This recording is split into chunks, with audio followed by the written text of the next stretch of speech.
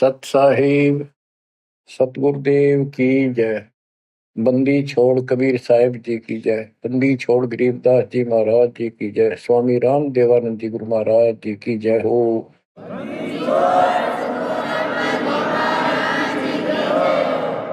सर्व संतों की जय, सर्व भक्तों की जय, धर्मी पुरुषों की जय।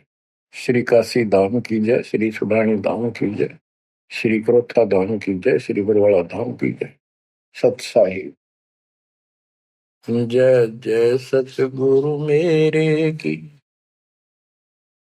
जय जय सतगुरु मेरे की सदा साहेबी सुख से बसियो अमरपुरी के डेरे की।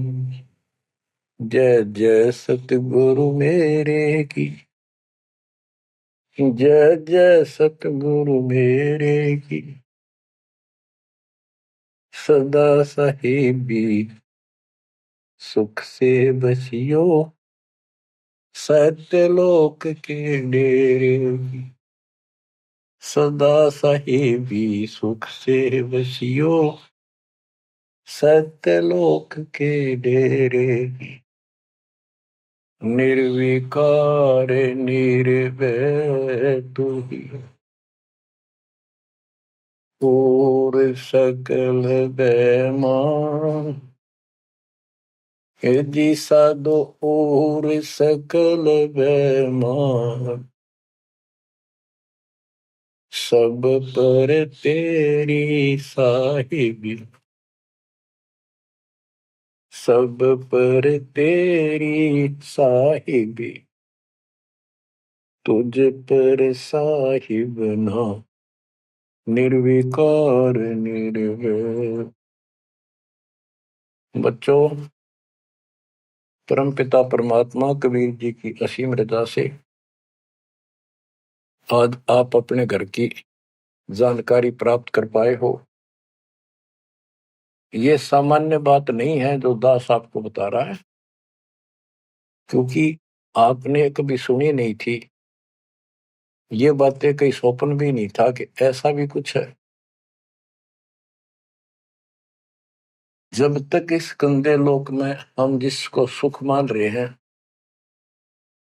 हम आखिरी दुख मानते हैं मृत्यु को, या फिर उस रोग को जो जानलेवा है। बस उसके बाद कितना कष्ट आ जाओ हम उसको दुख नहीं मानते, क्योंकि हम अभ्यस्त हो गए। इस कष्ट को झेलने की आदत बन गई। टांग कट जा, हाथ कट जा, टूट जा, फिर भी हम जीने की आशा करते। और बात भी सही है, वे क्यों तो जन्म हुआ था, फिर मृत्यु क्यों हो रही है। हम और सब कष्ट को स्वीकार करने के तैयार हैं, लेकिन मौत अच्छी ना लगती। हाँ, मौत को जब सरेंडर करते मौत के लिए, जब कति महादुखी हो जा, शरीर कति नष्ट हो न हो, कंडम हो जा, उठा जाना बैठा जा, सांस भी साबित ना हो, हम स्वयं जब मानते हैं ये भगवान इसका अच्छा तो मर जावा। वो तो है ही, मरना तो है ही, मरे भीगा, लेकिन मरने के बाद कौन सा सुख होगा। फिर कुत्ता बन गया, गधा बन के कीड़े पड़ गए, वहां कौन संभालेगा। तो ये अभी हमें ये ज्ञान था नहीं, ये ऐसी दुर्गति हो क्यों रही। आपको दास बार बार बताता है, मनुष्य जीवन उन्हीं को मिलता है जो बहुत ही पुण्यकर्मी होते हैं। पिछले जन्म उनके जबरदस्त होते हैं। ये अलग बात है, किसी के ज्यादा होते हैं अच्छे कर्म, किसी के कम होते हैं, पर बढ़िया कर्मों वाले ही मनुष्य जीवन प्राप्त करते हैं। और मनुष्य शरीर में उनको सुविधाएं भगवान देता है जो एक मानव को मिलती है। जिनके पास पैसे ज्यादा हैं वो ज्यादा बकवास करते हैं। कार ले ले, कोठी बन गई, और भी कोई 10-5 प्लाट खरीद ले, यानी भक्ति की तरफ नहीं जा सकते बाबा। या जो कति दुखी है, हैंड टू माउथ है, यानी समय पर रोटी ना मिलती, वो भगवान के लिए जागा कहाँ। उसको सारा दिन रोजगार की समस्या समस्या पर समस्या रहती है। तो कहने का भाव ये है कि जब तक हम थोड़े बहुत सुखी नजर आते हैं, जिस गंदे सुख को सुख मान रहे हैं, तब तक हमें भगवान की कभी जरूरत नहीं। ये तो ये ज्ञान हो या फिर कष्ट आना शुरू होता जब भगवान याद आता है, उसके लिए परमात्मा कहते हैं कबीर साहब, कबीर दुख में सुमन सब करें सुख में करे न कोई, और जय सुख में सुमन कर ले तो दुख का एक हुआ। कबीर सुख में सुमन किया नहीं दुख में करते याद, कहे कबीरता दास की कौन सुने फरियाद। सुख में तो करा नहीं, जब कैर टूटने लग गया चारों तरफ से, कैंसर डिक्लेयर होगी, सांस साबित नहीं आंदा, कई कर्म हीनता फिर भी नहीं मानते कि नाम ले लो और भक्ति कर लो, गला ना देखी जाएगी। उनके इतने कर्म कमजोर होते हैं, संस्कार माड़े होते हैं, खराब होते हैं। थोड़े बहुत कष्ट होकर भी यदि परमात्मा की तरफ लग पड़े, चल पड़े, उसका नाम ले ले, तो भी सहारा देना शुरू कर देता था। बड़ा दयालु है। अब भक्ति से सब दूर हो चुके हैं, और जो करते हैं वो पिछले संस्कारी हैं, उनको रास्ता ठीक नहीं मिलता, वो शास्त्र विधि त्याग कर मनमाना आचरण करने पर लगे हुए हैं। कोई बेचारे पहाड़ों पर जाते हैं, कोई तीर्थों पर जाते हैं, कोई पर भी लेने जाते हैं, कोई मंदिर में, कोई मस्जिद में, और कोई मंडी बना रखी वहां मत्था टेकने जाते हैं। यानी उनको चाह भगवान की है पर रास्ता ठीक नहीं।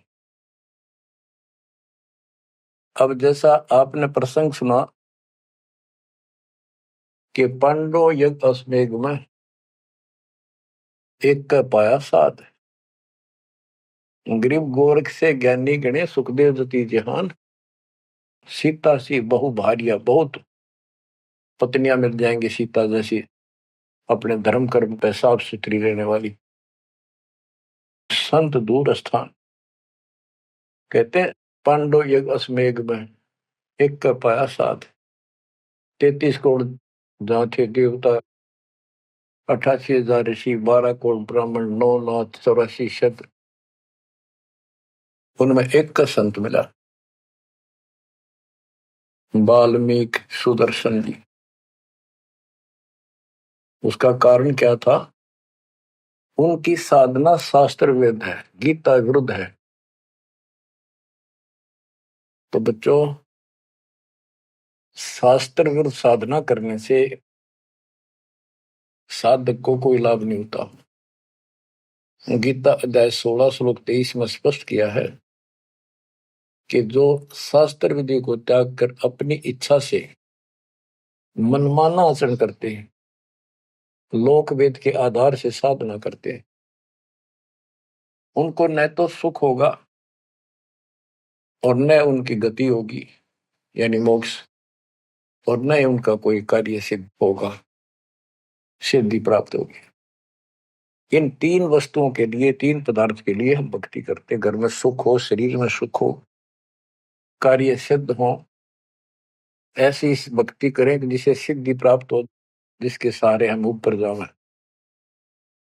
जैसे सुखदेव के पास एक आकाश में उड़ जाने की सिद्धि थी, और हमारे परमात्मा कहते हैं जो हम भक्ति दे रहे हैं इसमें 24 सिद्धि आ जाएंगे। इन 24 की 24 को भी कहीं यूज नहीं करना, उसका प्रयोग नहीं करना। ये उनमें एक सिद्धि आकाश से उड़ जाने की भी होगी। एक सिद्धि आकाश से उड़ जाई, एक सिद्धि जल पैर न लाई, एक सिद्धि कुछ खावे न पीवे, एक सिद्धि जो बहुत जीवे। ये कई कई दिन नहीं खाते पीते तो वो एक सिद्धि होती है। गरीबदास जी कहते 24 को ना मन चावे सो हंसा सतलोक सदावे। तो कहने का भाव ये है कि ये सब शास्त्र विरुद्ध साधना करने वाले हैं, और अमीन ने जबरदस्त महात्मा मानना थे। ये ऊपर का दिखावा ऐसा गजब का करते हैं, सामान्य व्यक्ति को क्या पता आपको भी पता नहीं था इस ज्ञान के सुनने से पहले, ये साधु हमने भगवान दिखाई देते और माथा टेका थे, इन्हें प्रणाम किया करते, इनको खूब दान भी देते थे। ये पता चला ये तो डले डोहा थे। गरीब डंब करे डूंगर चढ़े, अंतर जीनी जूल, जग जाना ये बंदगी करे, ये वो वसूल बोल।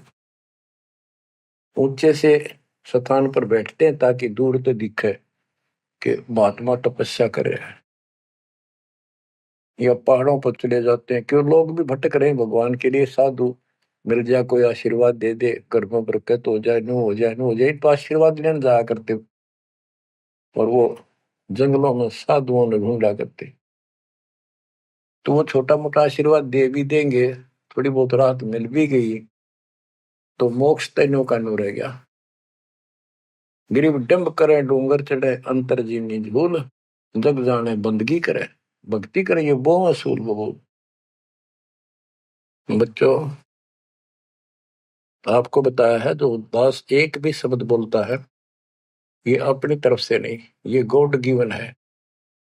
और परमात्मा ने किसको दिया? अपनी प्यारी आत्मा संत गरीबदास जी को दिया। उनके द्वारा अमर ज्ञान लिखवाया गया है, वो आपको सुना रहा है दास।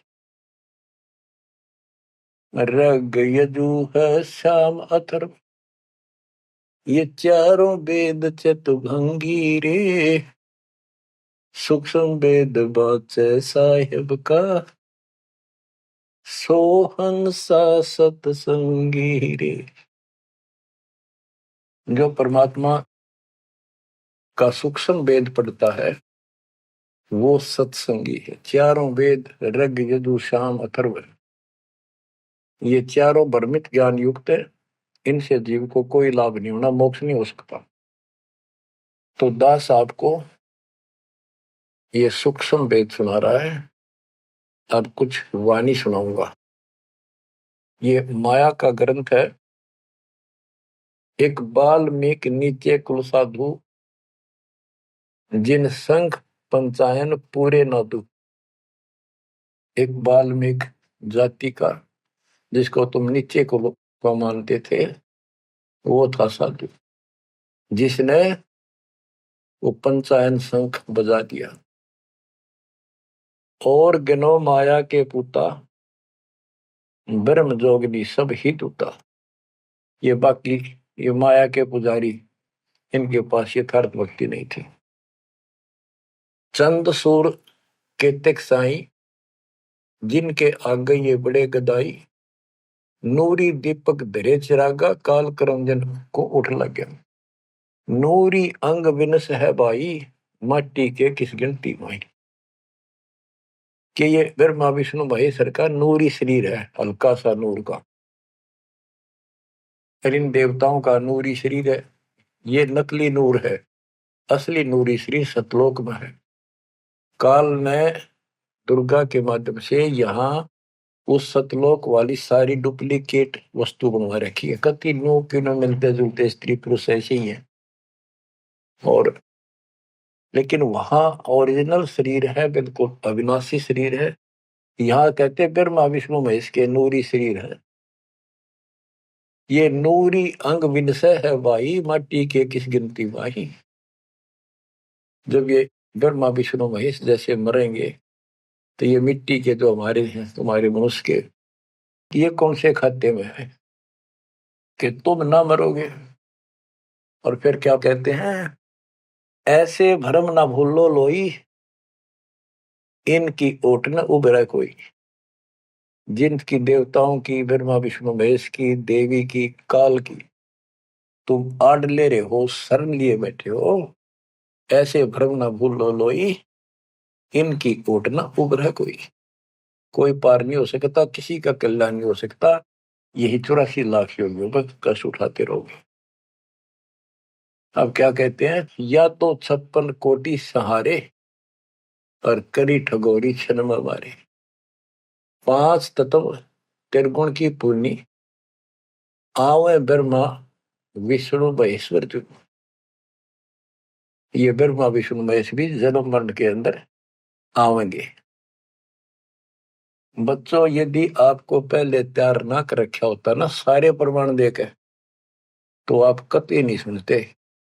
अगले दिन आप कतई कान का नहीं लाते यूट्यूब के चैनल को, जो कहो झूठ बोल रहा है। और आज आपके घीसा गल है कि गजब अजब कतई साची सारी। और ये 300 वर्ष पहले संत गरीबदास ने लिखे कदर गए थे। उन्होंने प्रचार नहीं किया, उनको पता था कि इस ग्रंथ ना और पाट देंगे जय ईब गणा प्रचार कर दिया था।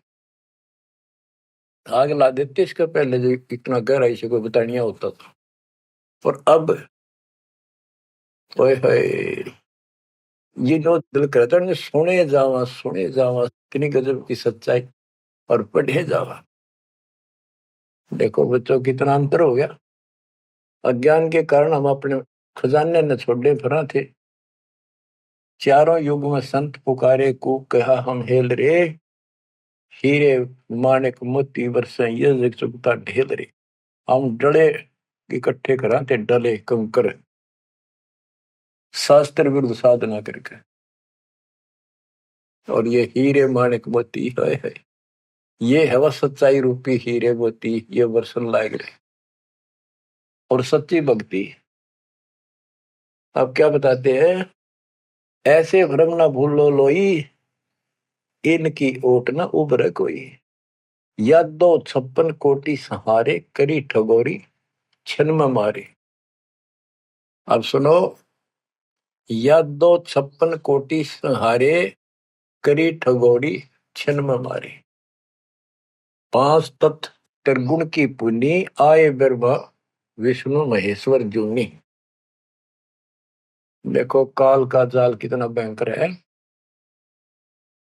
गरीब दुर्वासा को पेता समझन आई नीचे, 56 करोड़िया दो कटे, मची रुद्र की कीचे। गरीबदास जी कहते दुर्वासा तपस्या कर कर परमाणु बम बन गया, सिद्धियां भर गई, वचन की शक्ति आ गई।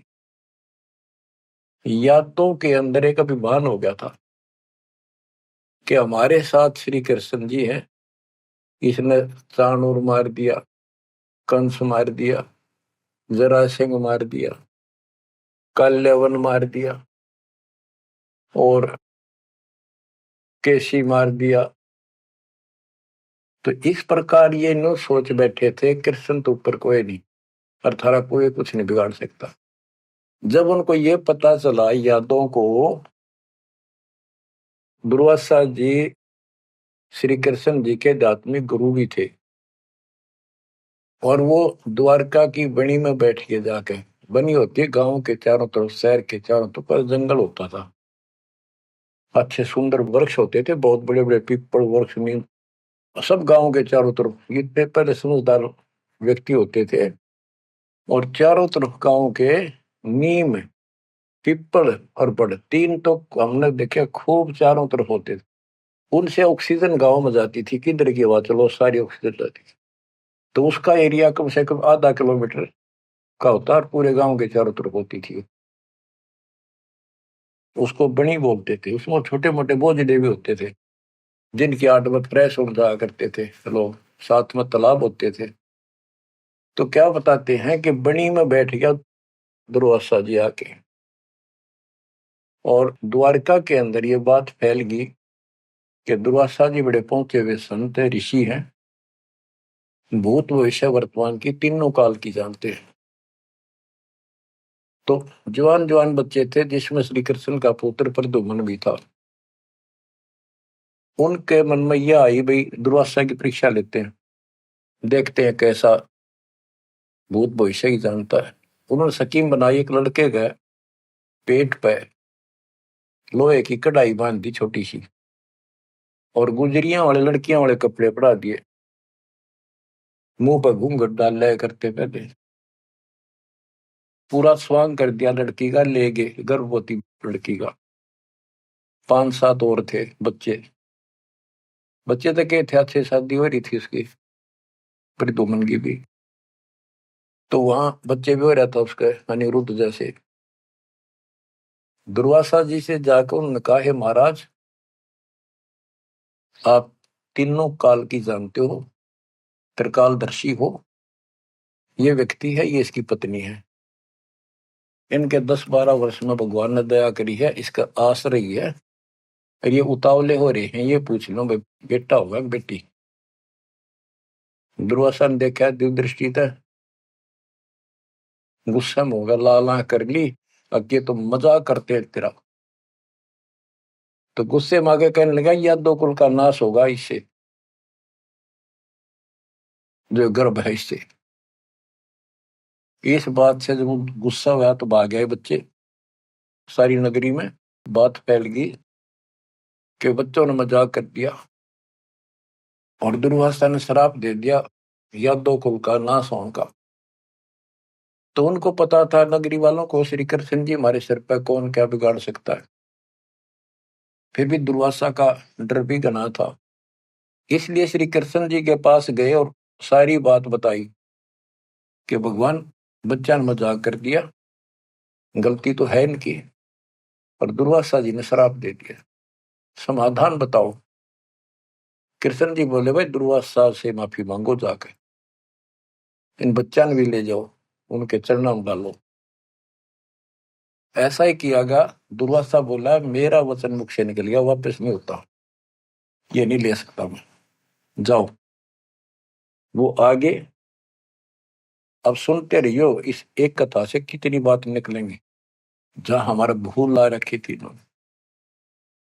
कृष्ण जी के पास आए, बहुत ज्यादा दुख हो गया, सारी नगरी में उस दिन भोजन नहीं बना, इतने दुखी हो गए। श्री कृष्ण जी के पास फिर गए जी, उन्होंने कहा है कि अब मैं कुछ नहीं कर सकता, मेरे मुख से निकल गया सो निकल गया।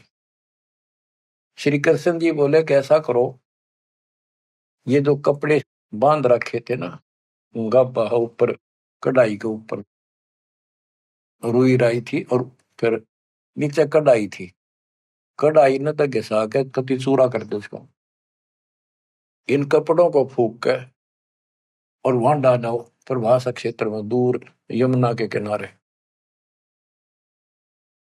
तो उन्होंने सब न जाकर वो कपड़े, उस लड़की का रूप बना था वो फूक फाक दिए, दरिया में बहा दिए, और वो कढ़ाई के सान ला के नंबर ला दिया उनके। सारा दिन लगे रहे, पत्थर पे घिसाएंगे, वो पूरा वही पडारा किनारे बजाता रहा। एक कड़ा किसी को दे दिया, भैया तेरी ड्यूटी कई दिन में घिसा, कड़े जो पकड़न के होते हैं ना कढ़ाई के, वो और तो घिसा दिया। वो एक कड़ा उस आलसी पर घिसा को नहीं, थोड़ा बहुत घिसा, वो बहुत सारा रह गया, उसने लोगों ने फेंक दिया। तो सबको ये हो गया, बस समाधान बता दिया श्री कृष्ण जी ने, अब कुछ होने का नहीं, सब निश्चिंत हो गया। कुछ वर्षों के बाद आपस में जरा जरा सी बातों पर, आपस में यादों का, आपस में लड़ाई होने लगी।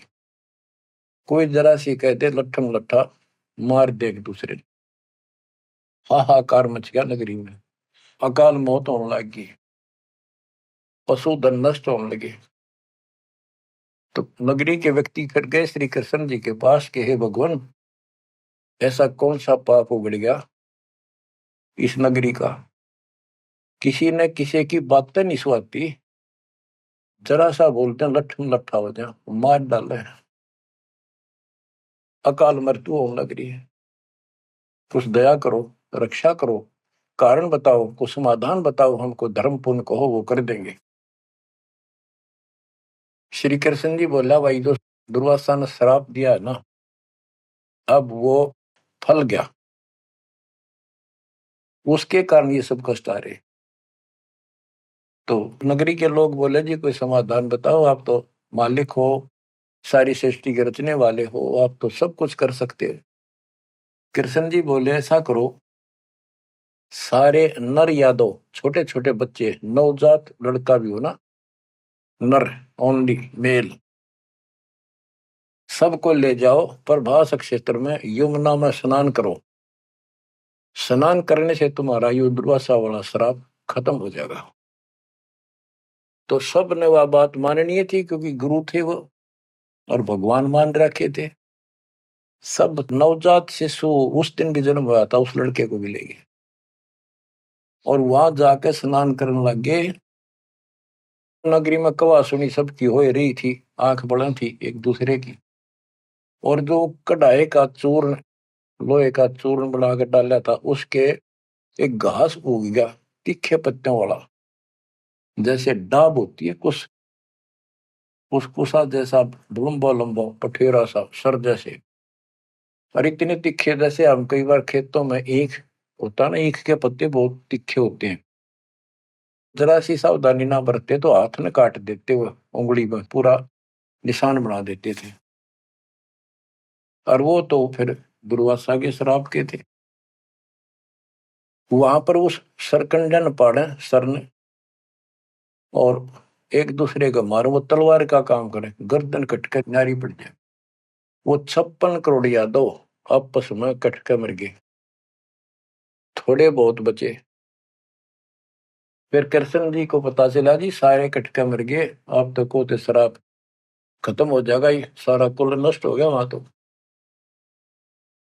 विष्णु पुराण में लिखा है, श्री कृष्ण जी गए और उन मूसल पाड़ के हुए, उसने भी रहे थे यादव खुद मार दिए, काट दिए सबको, अकेला बच गया। और फिर जाके एक पेड़ के नीचे बैठ गया। अब वो श्री कृष्ण ने नहीं मारे, उसमें काल बढ़ के मारे। जिसकी पूजा करें, जिसका पुत्र था, उससे का नाश कर दिया। फिर क्या बताते हैं, जो बाली मारा था श्री रामचंद्र जी ने एक वृक्ष की ओट लेकर, बाली को मार के सुग्रीव को राज दिया। सुग्रीव ने फिर रामचंद्र जी की हेल्प करी लंका पर युद्ध करने के लिए।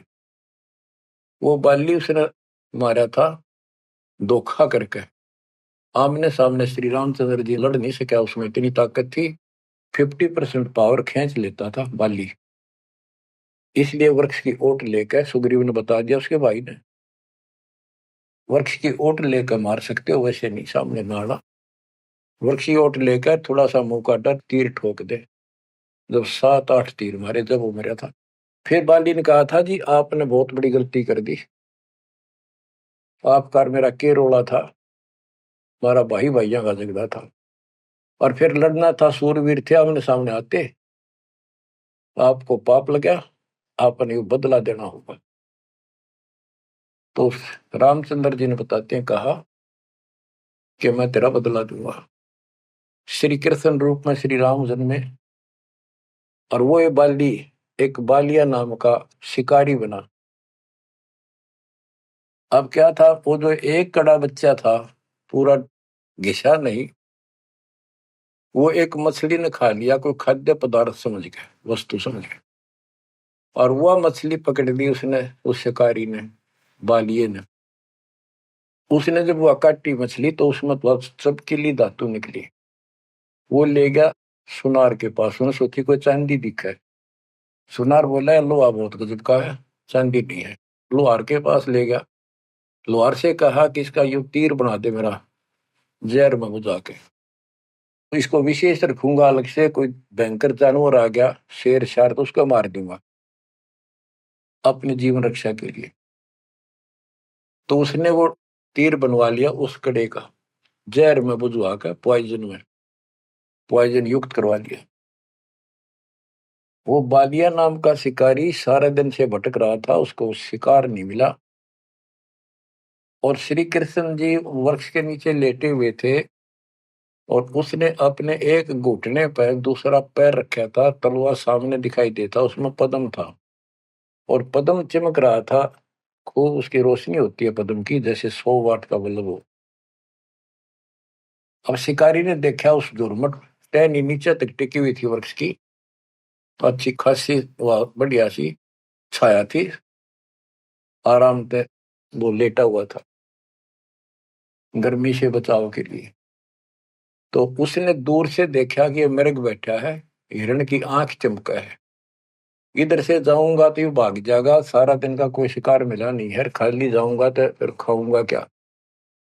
उसने वहीं से वो विषाक्त तीर मार दिया, पॉइजन युक्त, जहर से बुझा हुआ तीर चला दिया, तो पैर में लग गया आके सीधा उस निशाने पे, पद्म के पास। कृष्ण जी पीड़ा के कारण कर रहे, मर गया रे, मार दिया रे, किसने मार दिया? तो वो शिकारी घबरा गए, तो आदमी मर गया। जल्दी जल्दी चलकर देखा तो ये तो कृष्ण जी है, द्वारकाधीश, सिर पर मुकुट है। तो उसने हाथ जोड़ के माफी मांगी, हे राजन, मेरे से धोखा हो गया, और मैंने सोचा ये आपके पैर में कोई चमकीला वस्तु लगी है, पदार्थ। मैंने सोचा ये मृग की आंख से, और यूं तो जहर से बुझा हुआ तीर था। मालिक, बच्चों को भी माफ कर दो। श्री कृष्ण बोले, भाई कोई बात नहीं, यूं तेरा मैंने बदला दे दिया, तेरा दोष नहीं है, ये होना ऐसे ही था, पूर्व निर्धारित था। तो बालिया बोला, हे भगवान, आप राजा और मैं एक निर्धन व्यक्ति, जंगल में भटकने वाला, आपका और मेरा के हिसाब किताब, क्या बदला हो सकता है? तब श्री कृष्ण जी कहते, भाई तू बाली था, बड़ा बलवान था, सुग्रीव का भाई था, और मैं रामचंद्र रूप में अपनी पत्नी की खोज में भटक रहा था, और तेने अपने भाई को दुखी कर रखा था। उसने मेरे से वायदा किया, सुग्रीव ने, तेरी मदद कर दूंगा, मेरे भाई तो मेरा राज दिला दे। तने सीधे हाथों दिया नहीं तो युद्ध करना पड़ा, वृक्ष की ओट लेकर मैंने तू मारा, वैसे नहीं मार सकता था, वो मेरे से गलती बनी थी, धोखे से मारा तेरे, आज तूने भी मुझे धोखे से मार दिया, मैंने अपना बदला दे दिया, अब तू जा, और हो सके तो पांडवों को बता दे जाके, मेरे रिश्तेदारों को, कि ऐसे ऐसे हो गया, सारा यादव को लड़का मर गया, श्री कृष्ण भी अंतिम सांस गिराए। इतने में कुदरती, सारा खेल काल का, वो कुदरती आगे पांचों पांडव कुशल मंगल पूछने के लिए रिश्तेदारों में यहाँ जाते रहते हैं। पता चला नगरी सारी कटका मरी पड़ी है, इधर उधर खोजा, उस बालिए ने बता दिया, उस पारधी ने, शिकारी ने बता दिया, आप किसने खोज रहे हो, कौन हो? वो बोले, हम पांडव हैं, श्री कृष्ण के हम रिश्तेदार हैं, और ये तो नाश हो गया, श्री कृष्ण जी भी ना पाया। उसने बता दिया, ऐसे उस वृक्ष के नीचे पड़ा है वो, अपनी ना बताई गलती के, देखो कितने नौका कहो तो कैसे ग्यारह, वो वहां आ गए। तो श्री कृष्ण जी से उन्होंने पूछा, जी क्या कारण हो गया? तक वही ऐसे ऐसे बच्चा ने मजाक कर दिया था, दुर्वासा ने श्राप दे दिया, या तो होनहार थी और होनी थी।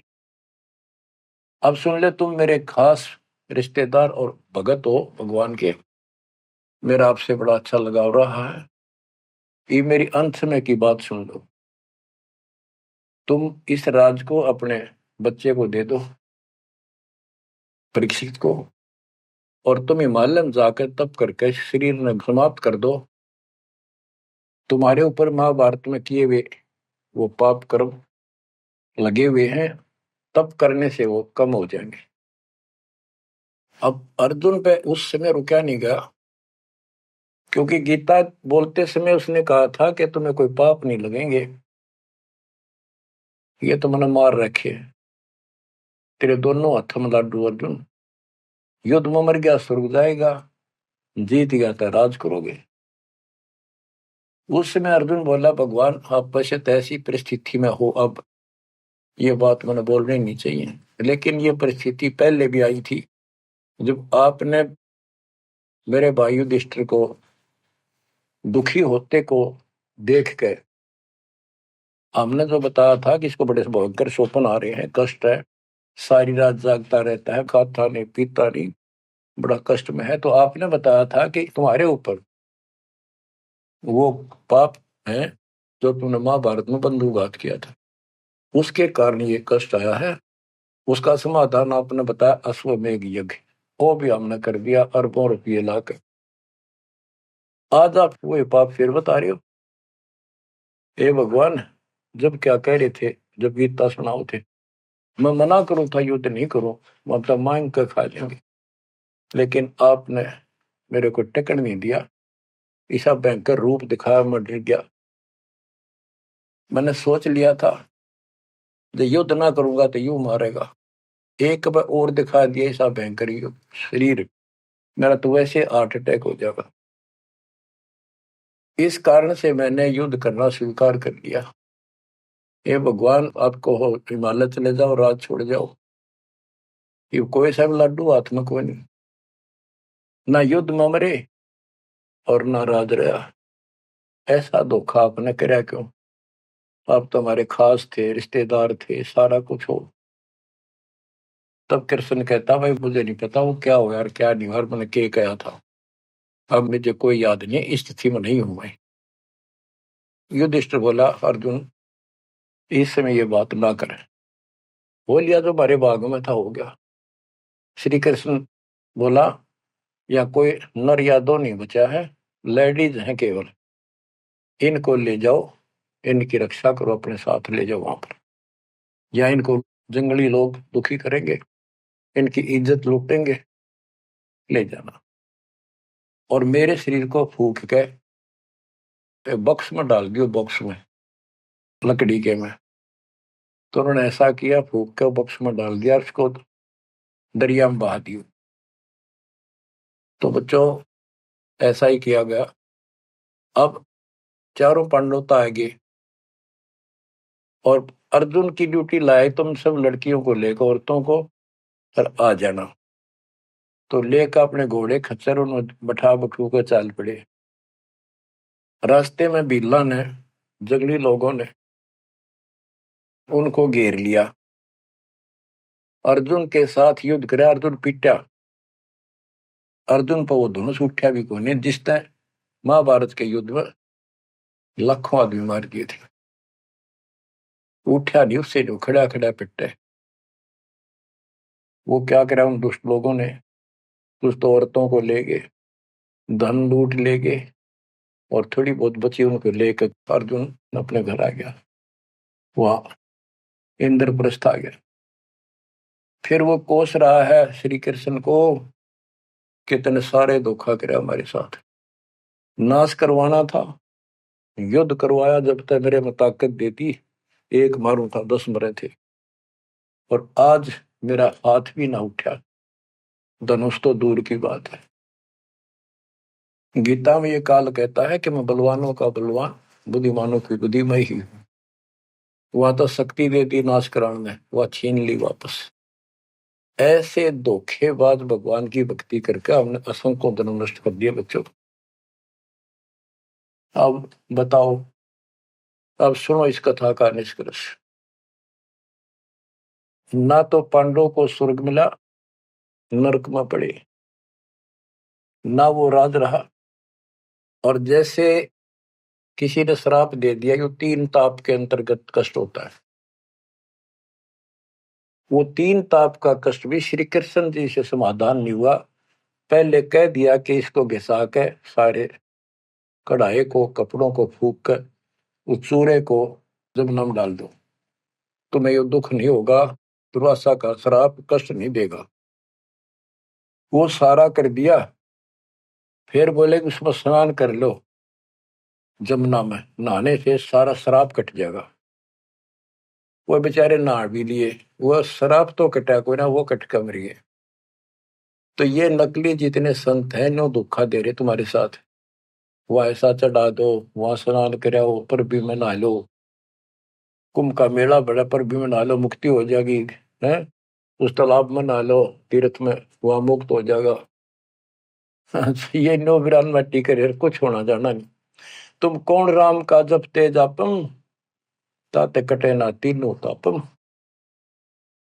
अब क्या बताते हैं, ऐसे भरम न भूलो लोई, इनकी ओट न उबरे कोई, या 256 कोटि सहारे, करी ठगोरी छन मोरे, 5 तत्व त्रिगुण की पुनी, आए ब्रह्मा विष्णु महेश्वर जूनी, अष्ट सिद्धि 9 निधि मन के पोए, जा पर ब्रह्मा विष्णु महेश्वर रोए, नौ अवतार पार ना पाए, ब्रह्म जोगिनी सब डकाए। कृष्ण विष्णु कन्हवा भगवाना, ब्रह्म जोगिनी संग खिलाना। 14 लोक रसातल कूटे, कोई गुरुमुख साधु बिरले छूटे। के कोई गुरुमुख साधु पूर्ण संत का उपदेशी भक्त भगतमती, केवल इनका बचाव हुआ। यम किंकर के धाम नरेशा, सट दर्शन के बंधे केसा। विष्णुपुरी लूटी विधि भारी, जा चंदा बदनी कामनी नारी। भोग विलास करें वहां प्राणी, बोर पड़े हैं चारों खानी। कहते ऊपर के लोकों में ये सारी बकवाद करे, क्योंकि वो स्वर्ग होटल हो तो वो बकवाद दे और है क्या। अपनी जेब कटवा के पुण्य खत्म करके फिर पृथ्वी पा के धक्के खावे कुत्ता अपने गधा बने। भोग विलास करें वहां प्राणी, बोर पड़े हैं चारों खानी। शिव पर लूटे कूटे बहु भांति, ये जम किम कर तोड़ते हैं छाती। बच्चों, स्वर्ग बैकुंठ मठ सब लूटे, बिस्त बीज थे सो नहीं छूटे। ब्रह्मंड 2100 आग लगी है, या कर्तबाजी सब ठगी है। बच्चों, बहुत अच्छी किस्मत आपकी, आपको ये अमर ग्रंथ, अमर ज्ञान और सच कथा सुनने को प्राप्त हो रही है। कुर्बान हो जाओ, इसको हल्के बना लो। मालिक आपको मोक्ष दे, सदा सुखी रखे। सत्साई।